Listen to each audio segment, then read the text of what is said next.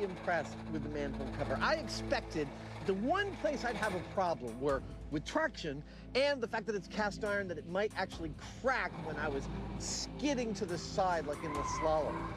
Traction was a problem, but this thing held up to the most abuse I could throw at it in the slalom and came back for more. I like the manhole cover. It's got style, and it worked great. I'd say it's plausible. Plausible it is, and you know what? It's given me some ideas. All right. Next on Flamin Reel, the world's fastest fish. She drives like a maniac.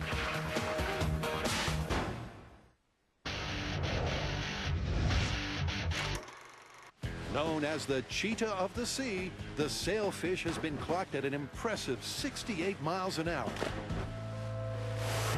And it's speeds like that that may be able to do this. Well, at Alameda, the Mythbusters are set to find out. We're here. I dropped the anchor. Now it's time to ramp this myth up. We were not able to get the speeds that we were looking for in our small-scale test. We got smoke. Wow. Hey, get the fire extinguisher ready. So we have a much faster fish capable of going up to 68 miles an hour, and we have a much longer run. With the same top speed and mass as a record-breaking sailfish, Carrie's cart is the perfect fish replacement. She drives like a maniac. And that means it's time to go fishing. So Carrie is hooked. She's gonna take off down the runway going 68 miles an hour. At that point, I'm gonna start adding drag to the reel. I don't know if this thing's gonna catch on fire, but this fish is going 3 times as fast as we did in the shop. This thing's definitely gonna smoke. But upping the speed is not the only change, All right, Carrie, you're hooked. Are you ready? because they're also doubling the length of the line. Go for it, Carrie!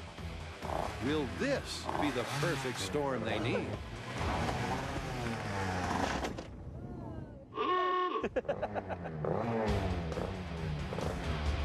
Okay!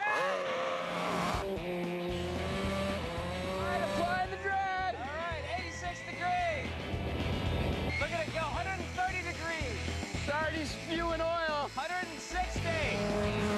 187 degrees, 190 degrees.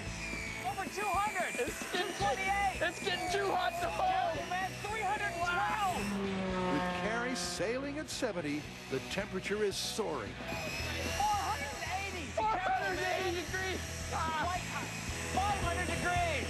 We got nothing but smoke pouring out. 530 degrees. The reel's smoking like a chimney. Man, that's 530 degrees. But despite her best efforts, Carrie reaches the end of the line before the smoke turns to fire. So next up, we're gonna add more lube. Now this is not as crazy a scenario as you might think. Let's look at the components of the reel. The spindle is steel, there are brass gears inside, the washers are asbestos. All of these things have a fairly high ignition temperature.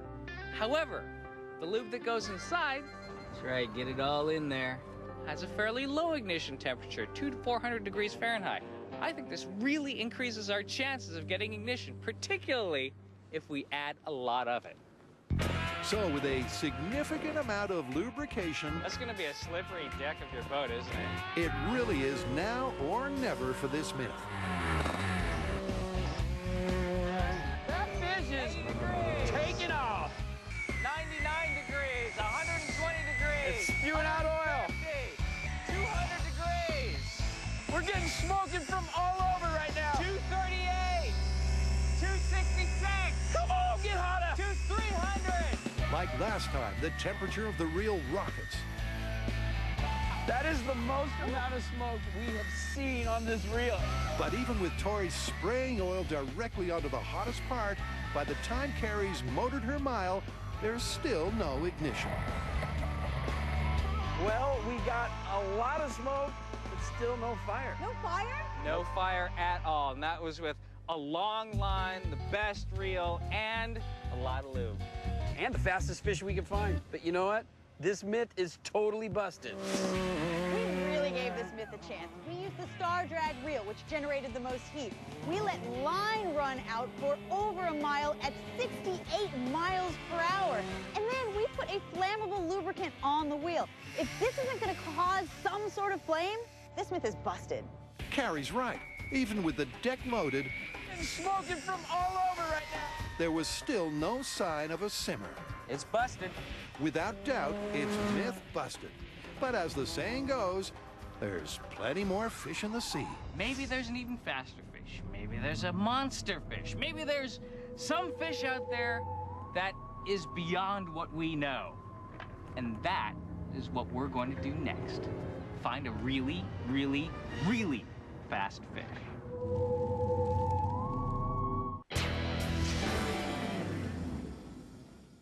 Welcome back. Now, all this episode, we have been looking at innovative ways to replace one of your tires if yours goes flat or missing. And we've tried some backward fixes. Those worked out pretty good. Backward's good. We tried a single manhole cover as a replacement for a tire. We tried a straight rim as a replacement. And they worked pretty good. But we're not going to leave it there. No, actually, Jamie is interested in what it's like to drive in a car of all 4 rims. I'm interested in what it's like to drive in a car that has all 4 tires replaced by a manhole cover, so get ready for the race-off. You've heard of shirts versus skins? Now it's time for the hole covers versus the rims. In the one-wheel deal, Feel that acceleration. there was little to separate their 2 urban fixes. That's it. Come on, baby. So now Jamie, in his original car, and Adam in a car of his own design, It's done! are going head-to-head in a 4-wheel fix finale. The goal? To see whose urban solution is superior. Shall we change these puppies out? Yeah. You like my paint job? You know how I love a good flame pattern. The plan is simple. I'm going to put 4 steel rims on my car. Adam's going to put 4 manhole covers on his car. And we're going to race. We'll just see who does better. With a winner-takes-all course featuring slaloms, barriers, and bunting, Oh, that's a proper speedway. Adam's confident. This contest is pretty simple. The lowrider versus the knife rider. Slicing through the night. I think the outcome's gonna be pretty simple too. I think I, in the flaming car, am gonna smoke the Hoosier. But Jamie's the man with a plan. Just like with rubber tires, these steel wheels will lose traction if they break free. So the key to success here is going to be for me to ride the accelerator so that I don't lose traction, but I actually do get up speed. Jamie's right. This track race is all about traction. Okay, rims versus manhole covers. Whoever has more will take the title. In 3, 2, 1.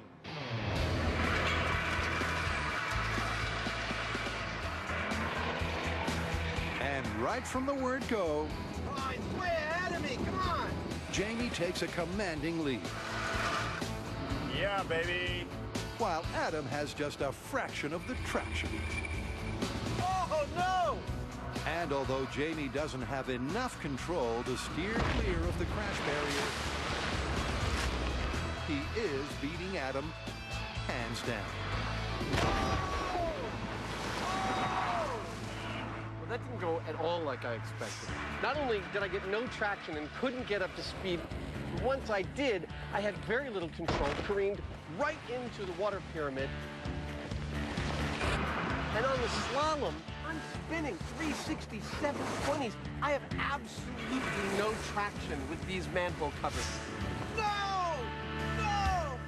As I'm doing this, I'm watching Jamie serenely, like the turtle from that cartoon, slow and steady, making his way unnervingly around all of the slalom cones.